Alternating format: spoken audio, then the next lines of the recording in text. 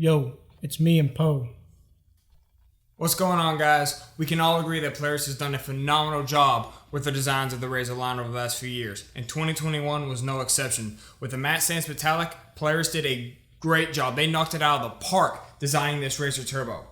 But I think we can all agree that there's one thing that could be done to this RZR to truly put it over the top. Fangs.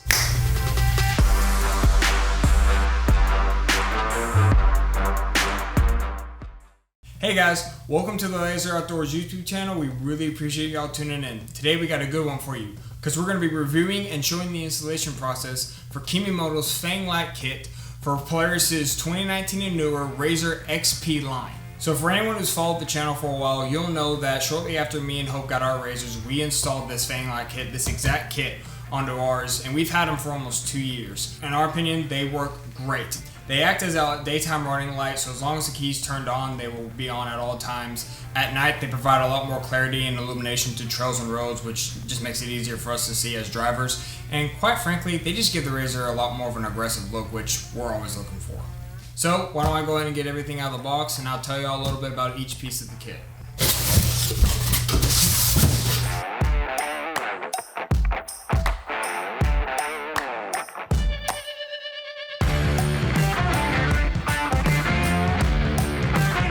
So in front of me, I have the 3 pieces that the kit come with.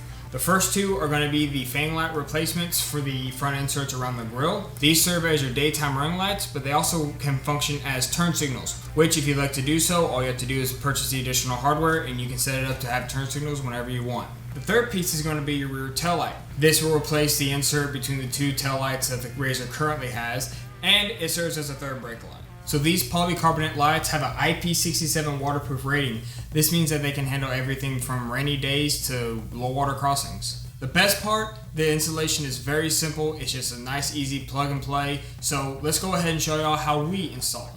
So really there are 2 ways you can do this installation process. The first one involves taking off the hood, the grille, as well as the fascia. So to go that route, all you have to do is take off the hood, the grille, remove the fascia screws, remove the fascia, and then from there, you'll just remove the inserts from the removed fascia. Once you're done, you reinstall it. The way we're going to be doing it is a little different. We're just going to be removing the hood and the grille, and we're popping out the inserts without removing the fascia. So the first step is going to be to remove the grille insert, and to do that, it's really simple. There are 2 tabs right here at the top. You pull these tabs down, remove the top, remove the bottom, insert's taken off, set it off to the side. So the next step is optional. The reason why I say it's optional is because you can do it without it, but by removing the hood, it does allow you more downlight so you can kind of see what you're going to be doing a lot easier. So removing the hood is really simple. 2 little knobs at the top, take the top out, slide forward, hood is removed, set it off to the side. Now that we got both pieces removed, we can get to removing the nuts that actually hold in the inserts. As for tools, all you need is an 11mm open-end box-end wrench. For the top 2 bolts, however, you can use an 11mm socket wrench. This just makes your life easier when doing those top 2, which I'm going to elect to do. So you have 6 nuts, 3 on each side, 1 on the top, middle, and bottom for each insert. So we're going to go ahead and start removing them. Okay guys, now that all 3 nuts have been removed, all that's left to do is pop out the insert.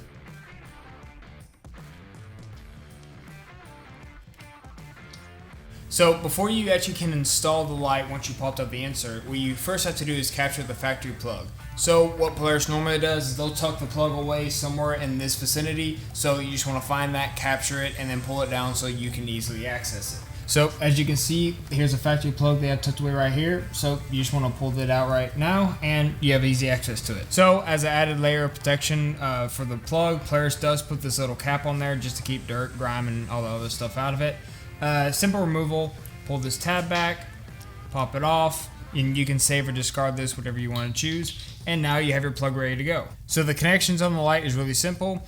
This is going to be your plug and play connection. This runs your daytime running lights. This is going to be for the turn signal option. We will not be using this since we're not installing the turn signal today, but it's there in case you want to. So in the insert, there's a little section that was cut out. This is what you put the connections through.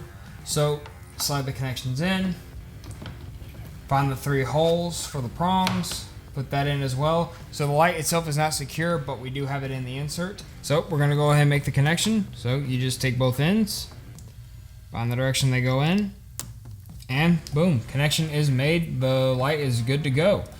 So now we are going to go ahead and reattach the nuts so that we can secure this light down. Quick note you need to remember, the prongs on both the insert and the light itself are plastic, so you do want to be very careful when securing it down, just so you don't over tighten it. So now that we have the light completely secure with all 3 nuts, all that's left to do is to tuck the wire back up into the little corner. But before to do that, just as a little precautionary measure, we're going to go ahead and put some electrical tape on the turn signal wire, just so that we don't have to worry about that becoming corroded or having a short or anything like that. You just want to take a little bit of electrical tape, tear it off, put it around the end of the exposed wire, wrap it up nice and snug, and your wire is now, protected. Tucking is really simple. There's a little bit of a gap right here up in the frame. We're just gonna take the wire and we're gonna snug it right up in there, and then we want to take the turn signal wire and snug it up and a little opening next to it. Now it's put away, it's secure, and it's not blocking anything in this area. It's good to go. We already got one side done, now it's time to do the other one. But with the power of editing, it'll be done with the snap of a finger.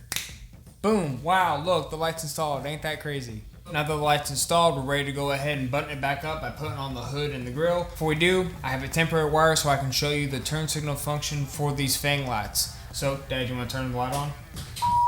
So, as we can see, the lights work and they function properly, and they look pretty dang good too. I'm just going to take the wire, I'm going to plug it up to this right here, and boom, now you have the amber color light to signal that you're turning to your left. But remember, whenever you do have the connection put on there for the turn signal kit, the relay will have this blink off and on for whatever direction you're wanting to turn. There you go, it does have the turn signal function and it works very well.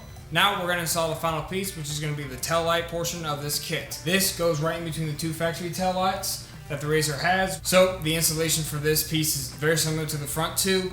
4 prongs, each having its own nut. You will need 11mm. Once you get the insert popped out and put this in, it's simple plug and play action just like the front end. So let's go ahead and get this sucker installed. Okay guys, so now that we got all the nuts taken off, we're just going to pop out the insert. Set it off to the side. So as you can see, there's an opening right here where the insert is. The plug for the light is located right behind it, so you just want to bring the plug through. Plug this through. Now you want to take your tail light,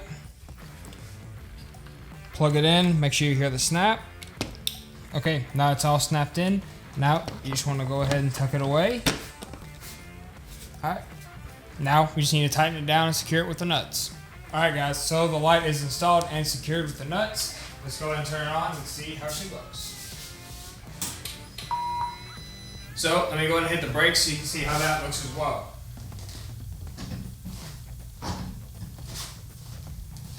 So to be honest with y'all, when we were first looking at these, we thought that the middle insert was a lot more orange than red. Please take our word for it. It matches the other taillights very well. You honestly can't tell a difference. So if it does look orange in the video, just know it's not. It matches the taillights very well. Okay guys, so that's how you're going to be installing the Kemimoto Fang Light kit for the Polaris RZR XP series for the year models 2019 and newer.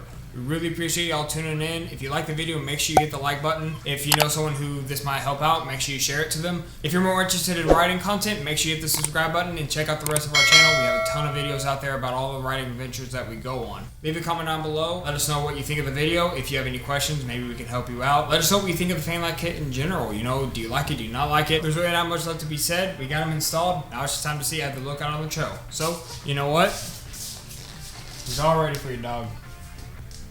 Catch you on the next one. See you then.